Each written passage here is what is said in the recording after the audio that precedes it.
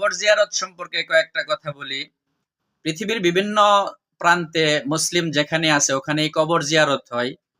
কবর জিয়ারত প্রথমে রাসূল সাল্লাল্লাহু আলাইহি সাল্লাম নিষেধ করেছিলেন আইয়ামে জাহিলিয়াতের যুগে, যে তোমরা কবর জিয়ারত করবে না, কিন্তু পরবর্তীতে বললেন যে তোমরা কবর জিয়ারত করো, কেননা এখন কবর জিয়ারত মানুষকে আখিরাতের দিকে ধাবিত করে এবং মৌতের কথা স্মরণ করায়।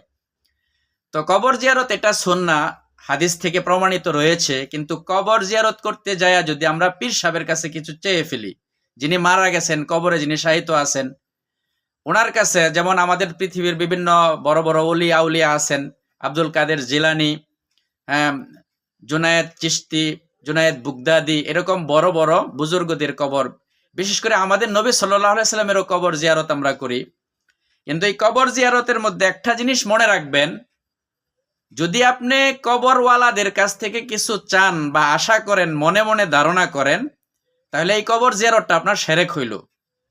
আর যদি কবরওয়ালাদেরকে আপনি কিছু দিয়ে আসেন, যেমন তার জন্য দোয়া করলেন, মাগফিরাত কামনা করলেন, আল্লাহর কাছে সাহায্য চাইলেন, ওনার মাগফিরাত কামনা করলেন, এইটা করার দ্বারা আপনার নেকি হয় এবং সুন্নতের উপর আমল হয়।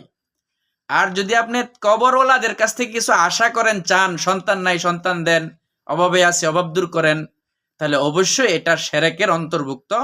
আপনি মুশরিক অবস্থায় কবর থেকে ফেরত আসেন।